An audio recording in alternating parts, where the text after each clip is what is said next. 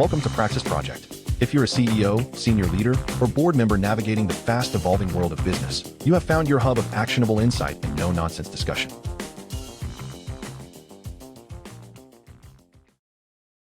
All right. Well, let's jump into the topics for today. Title of the article is Airbnb CEO Brian Chesky says employers need to hire Gen Z even if AI can do the interns' work.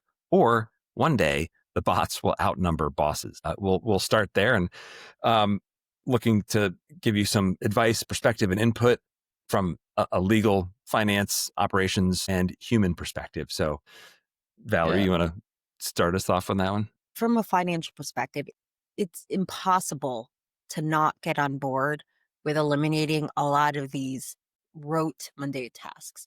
So I really think, it's almost not financially responsible to not utilize all the AI that's out there. And I'm not talking like AI language learning models like ChatGPT or Claude.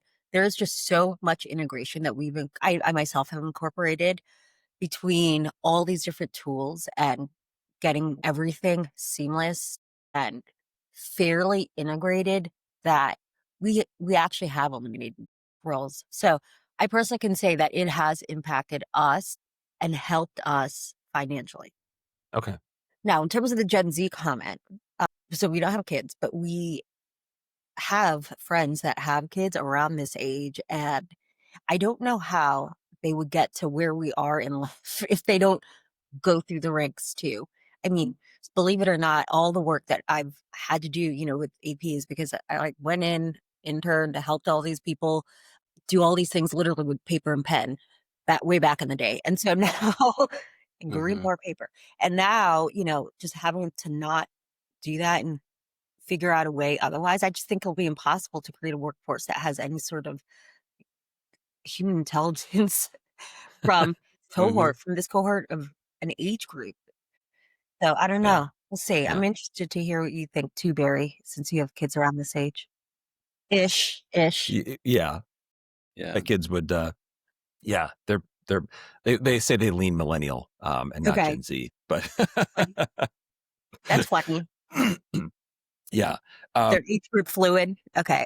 That's good. I like that. I think I think you're right on a lot of fronts. And I think there's so much around life and process and understanding. It's even hard to think about process improvement if you don't sort of see the process that needs to be proved, which I don't know, that brings up an interesting question of if we build a whole set of infrastructure around what is today with AI enabled bots and agents and orchestrators to deliver on what is today, who's telling us when things aren't working as optimally as possible, right? Who's thinking about how to improve it better and faster, more efficient, and in ways that perhaps impacts the bottom line, impacts customer experience. If we're not if we're back in the day when we're doing things with paper and pen, like you're seeing everything, like you're literally, the entire process is visible to the human eye.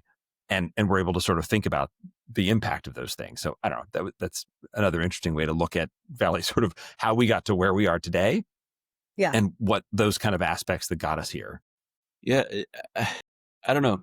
I guess I get the point, right? That there has to be like a learning curve for people. There has to be like this training ground for people. But I almost wonder if some of this can't be through like the user experience. So for me, I was thinking back to the other day, I had to call like property, right?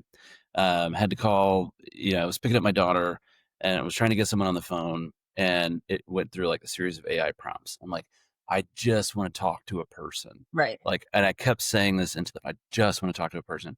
Oh, it sounds like you'd like to talk to a person. What would you like to talk about? I'm like, and it took me like forever to talk to someone. I'm like, and so if I were working at that place, I would say, okay, if someone says I want to talk to a person, okay, I need to have someone, readily available and not run them through a series of 12 more prompts. So I think people will get some of that, or Gen Z will get some of that learning experience because they will just naturally interact with these tools. In the old days, we would do all of our math on, long division. Like now it's in Excel, right? Like maybe we had the same debate back then. But I think people will get their experience that way and get their learning from these new tools, and just their entry point will be different than what the entry point was for, generations before. Yeah. No, that's a great point. That's a great point. I, I don't know if it is. I'm workshopping this. Like, I am thinking about this. It feels like an old take. I don't know. No, go ahead, Valerie. No. I don't think so. I think it's encouraging. No. Yeah. The other thing I think that's interesting about this article is not so much the focus from Airbnb's perspective around this like entry level stuff and sort of what's getting done and the efficiencies which are there, but he's literally talking about leadership pipeline. Yeah. And so if you strip that back, what's interesting to think about is there's a foundational underpinning and a belief that the future is still very, very human. Yeah. And humans need humans to lead, to manage, to orchestrate, right? To inspire, to motivate, reward. And so it's interesting to think about that, and the, almost maybe a flattening of the experience is, I kind of think of how he's looking at the risk that if we have sort of, entry level mundane tasks all the way up to like, super strategic CEO level stuff, there's a hierarchy today. And if we eliminate these lower level positions with AI, then we're shrinking the capacity for people to learn, grow, develop, see, and mature in their interaction with others. So, yeah, we've talked about this before, Barry, just like the power of people and like the organizations and the collective of people, like that's where the magic is, right? And so if you don't develop those skills, and if you have fewer opportunities to develop those skills, it's harder to become the leader that you can harness the potential of people. yeah. So of course I'm talking like finance tasks because that's my experience. But I mean, what do you think the tasks that we're really talking about here? So, I'm thinking, I literally not too long ago when I started working at Marc Jacobs, someone would come with a stack of paper and have me, and I was like, "Welcome to the country," like stamping my signature every single, "Come on in." But I'm like, this is so ridiculous. It was in the 2010s. Yeah. But how ridiculous. And I'm like, look at how much time that this would take or like bring all this piece of paper. Well, actually, before that, she would print it, staple it, bring all these pieces of paper. I'd have my stamp. And I'm like, this is just ridiculous. So that, I think that's just a big waste of time unless somebody really loves doing that. But then the thing he mentions also, Brian, he's like talking about timeless skills, problem solving, leadership, critical thinking, air communication. I guess there's merit in going through the ranks, but there are a lot of people that just stay there and that's a task. And then we're just kind of mired in this like hipster wheel of admin and, don't see your way out of it. So I think that there is positive. We could eliminate the tasks and maybe free up. So although we're flattening, I think we might eke out some upside if we figure a way as humans to like leverage the capacity to free our brains and think of more creative solutions. But I guess that's like a new age cultural anthropology experiment. Yeah. We had this debate at Tandem HR, like, like a customer service portal, right? And the big thing for us was like password resets. Like people forget their password to log into our portal. Yeah. Like Half my day. Yeah, right. Like, fine, here you go. Here's your new link to reset your password.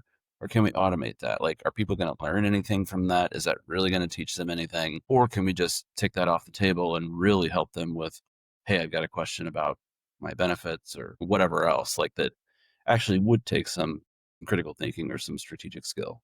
Yeah. Yeah. I think the other maybe layer, Valerie, to your point around the compressed architecture actually still provides opportunities because we're maybe higher level thinking, like rather than sort of wasting our time at the bottom of the barrel. I sort of think of like, back of house kitchen staff at a restaurant. You got to pay your dues when you're starting out young of like, chopping things and cleaning up afterwards and getting yelled at by the chef. But, in a knowledge working kind of environment, are those mundane, repeatable, automatable AI sort of ready tasks necessary? Do they really add value? That's a great question. The other thing I'd say though, is you think about the compressing of an organizational architecture also then creates more pressure on the value of each individual to the organization. So if I have smaller organizations, then leading, managing, engaging, and retaining those people in those organizations becomes much more valuable. Yeah. Right. Because I don't have an army of people to draw from. The denominator, if you will, of the equation is smaller. And that creates a little Yeah. more risk, which, should be part of the financial model if we're thinking about replacement and managing things like engagement, retention within an organization. Marcus, were you going to say something about that too? Well, when you were talking about that, I was thinking about like a Jenga tower. We have fewer pieces, so like if you pull one out, it's more likely to just fall apart. That's a Than, great, and I love that's a great like analogy. like each block is holding up more and more of the infrastructure. Yeah, that's a great analogy. I love that. Like I do think that, like with anything, there's probably some sort of 80-20, 60-40-ish, somewhere in the middle sweet spot.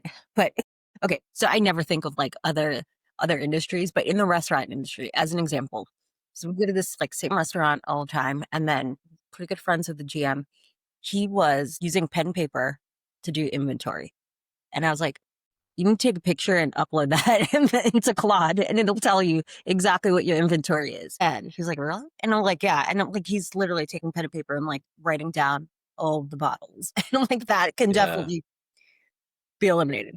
But just a reminder that there is so much out there that is being done that's still ripe for disruption, automation. Mhm. And it's not so much that eliminating that role, but it's making his task easier, right?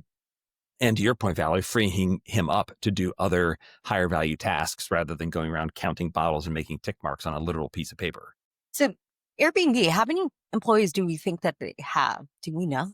That'll be That's a good interesting. question. I wonder if he's actually like staying true to his word. That we'll have to, I guess we'd have to look at that over time. Huh. I mean, like, to make that comment in his, I mean, I imagine they have like thousands of developers, right? Yeah. Yeah. You would think. I'm looking on LinkedIn under people to see if it tells me. 'Cause we have a pretty lean development team. Nearly 60,000. Like, Wow. Yeah. that's like a small city. That's a municipality. Any other thoughts on this article or his commentary on hiring Gen Z and the importance of it? I would just say, I think the takeaway for me is like where you're hiring them. I think that's going to shift over time. Yeah. Yeah. As we have more technology, like, we don't need people to do, the more manual tasks because we have technology to help us with that. So it's going to shift, right? So now we're going to have people who are more versed in AI. We're going to have new problems that develop that we may not even be able to foresee. So I don't necessarily think it's like where the job's going to come from. People are going to be out of work. We're going to have massive unemployment or whatever. I do think there is something to like as we lean on AI more, as we lean on technology more, the human element gets maybe lost a little bit. And I do think that there is something to that, even if we can't necessarily predict it right now and how that's going to shake out. So what can our listeners, subscribers take away from this in terms of how they think about actions they could take today or in the next week or month? I think this is tough because I think this is more of like a not even an industry shift, but like a business shift, towards where jobs are going. Yeah. And how we utilize technology in business. But I also think maybe it's an opportunity for the Gen Z workers. I think they're going to know more about AI. They're going to grow up with it more. Like in my generation, it was like computers. Like, oh, you know more about computers than I do. Like when I was coming up. So I think it's going to be that with Gen Z, and it's going to be opportunities for them. So for sure, I've gone through the process. We've automated things, and there's been a need for elimination. I think companies have to critically look at that, and the process has to be done. To automate, to not really, I think, is negligent. So I do think there's a fiscal responsibility to seeing where tasks can be eliminated. As far as Gen Z, I think it's a good reminder that we have to think about humans, have to think about people, have to think about the future. And I think what I'm going to take away is I would like to impart a shift in, I wouldn't say training, but business perspective. I think it'd be good for everybody to learn how to be clear communicators. Do something that actually is a little the edge that Brian's talking about that humans can lean into. I think to me, the action item is, don't forget your leadership pipeline, and don't forget that you're still, at the end of the day, a company that requires the leading of the individuals within that organization. We are still leaders, and leaders implies there are people we are leading. I think it's easy to just start thinking about automating everything and AI agents for everything. Yeah. And sure, so you get all the way up and down your tech stacks, all the way up and down your customer lifecycle, all the way up and down your employee lifecycle. There is already AI across the whole spectrum. But this is my action takeaway is, don't forget, there's still humans involved at the end of the day. Yeah. Right. And so those humans are going to need to be led. They're going to need to be inspired. They're going to need to be managed. And those skill sets around that are important to develop. So we've got to build those pipelines around that. So don't forget that as you're continuing to build efficiencies in your organization leveraging AI. All right. If you're joined us or listen, thanks for listening today. Again, hit the subscribe button down below, and we'll look forward to seeing you all in episode 2.